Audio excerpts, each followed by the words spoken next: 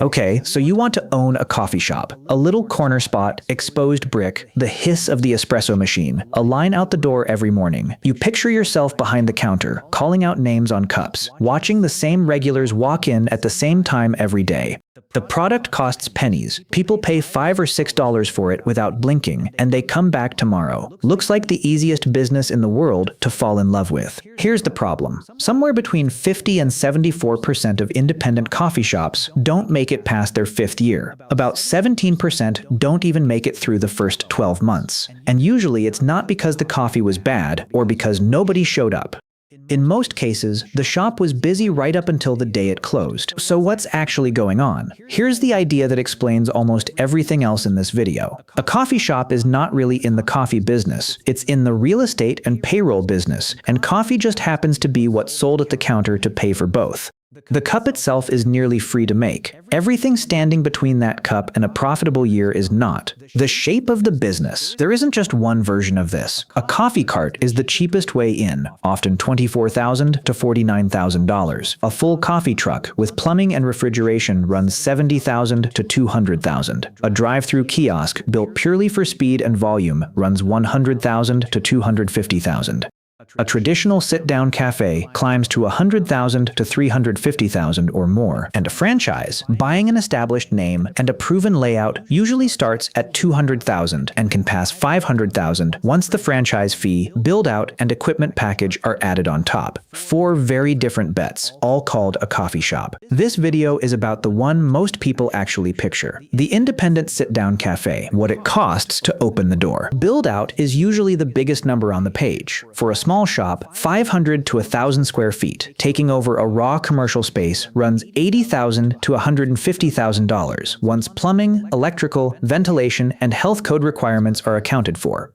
Moving into a space that used to be a cafe already can cut that by tens of thousands, which is why so many new owners specifically go looking for a dead cafe to move into. Equipment adds another $20,000 to $80,000. A single commercial espresso machine alone is $5,000 at the entry level, and $15,000 to $22,000 for the 2 group machines a real morning rush actually needs.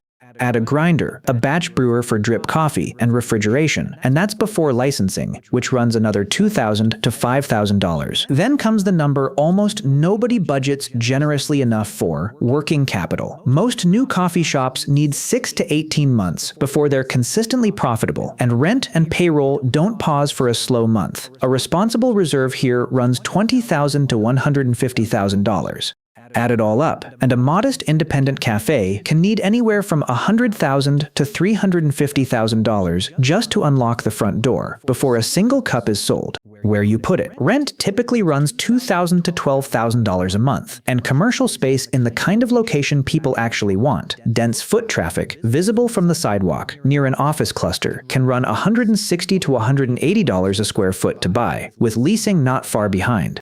A lot of new owners assume a good location just means a busy street. It actually means a spot where the daily foot traffic, times the small percentage who will actually stop, times a $4 or $5 average ticket, clears the rent and payroll every single month. A quiet, charming side street can be a worse location than a loud, expensive corner, because this math runs on foot traffic, not charm, the part that explains everything. Here's the number that runs this whole business. A 12-ounce specialty latte selling for $5.75 costs around $1.20 in beans, milk, cup, and lid. That's a 79% gross margin. Drip coffee is even better, pushing past 85%. Looked at that way, this seems like the best business in retail. Almost nothing else in food service gets margins like this. Here's the catch. That 79% is the number before the business shows up. Once you allocate a fair share of labor, which typically eats 30 to 40% of revenue, occupancy at 10 to 15%, and everything else, insurance, marketing, repairs, card fees, at another 10 to 18%, that same latte nets around $1.39 before tax, and closer to 89 cents, about 15% after it. The margin didn't lie. It just wasn't talking about the same thing you thought it was. Zoom out to the full year, and it gets starker. Industry data puts the typical coffee shop's net profit margin somewhere between 2.5 and 7% of revenue. The median independent cafe nets 7 to 10% in a good year. The product is one of the highest margin items you can sell in food service. The business built around selling it is one of the tightest margin businesses in the entire industry. Both facts are true about the exact same shop at the exact same time. The seat nobody's paying for. There's a second layer specific to cafes, and it comes from the exact thing that makes people love them: the culture of sitting there as long as you want.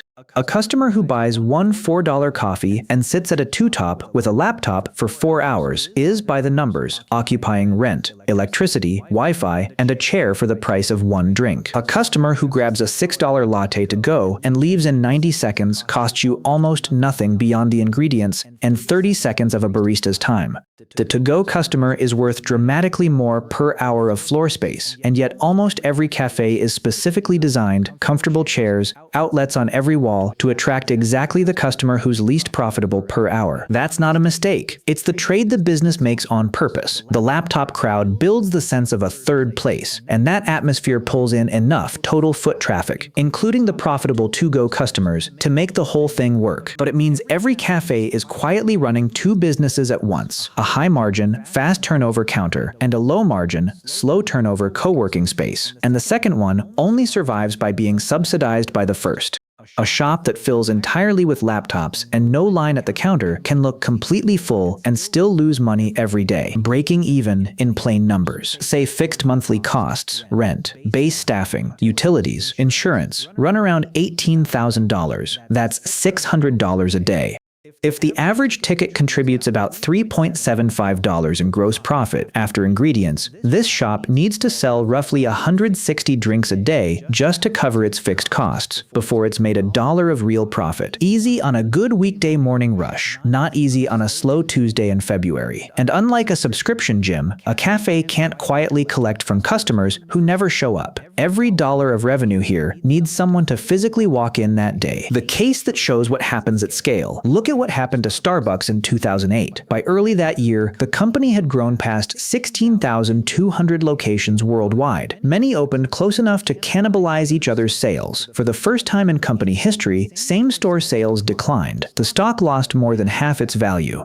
Howard Schultz, who'd built the company from 4 stores in the 80s, came back as CEO in January 2008 to find a chain that had grown so fast it had drifted from what made it valuable in the first place. One of his first moves was almost theatrical. In February 2008, Starbucks closed every single US store for 3 hours in the middle of the day, at a real cost in lost sales, just to retrain every barista on how to properly pull a shot of espresso. Then came the harder decision. In July 2008, Starbucks announced it would close around 600 underperforming US stores, cutting roughly $850 million in costs. It wasn't enough on its own. In 2009, the company closed 300 more stores and laid off around 6,700 employees as the recession hit small daily luxuries hardest of all. Starbucks survived because it had the balance sheet to absorb a wave of closures that would end almost any independent owner overnight, and because it fixed the real problem: too many stores competing with each other instead of just cutting costs. By 2010, the company had stabilized. But the lesson isn't really about Starbucks. It's that the same trap, opening the next location before the first one has proven its economics, can happen at any size. The company with $1 billion balance sheet just survives the correction that an independent owner usually can't. 2 years, same shop. In the good year, the location was chosen carefully. Cost of goods stayed disciplined around 28%. Staffing was scheduled tight to the actual rush hours, and the laptop crowd stayed in balance with paying customers. On $650,000 in annual revenue, a healthy 15% margin puts about $97,500 in the owner's pocket. In the realistic year, nothing dramatic happens. The landlord raises rent slightly at renewal. A new cafe opens 2 blocks away and splits the morning rush. 2 staff members quit within a month of each other, and the replacements take weeks to reach full speed. So service slows just enough that a few regulars drift elsewhere out of habit. Margin compresses from 15% down to somewhere between 2.5 and 5% on that same $650,000, and the owner's take-home falls to somewhere between $16,000 and $32,000 for the year. Same shop, same coffee, same crowd from the sidewalk. A gap of well over $65,000. That's the business. The coffee was never the hard part. Staying open long enough and disciplined enough to sell enough of it before something ordinary goes wrong. That's the real cost of the business.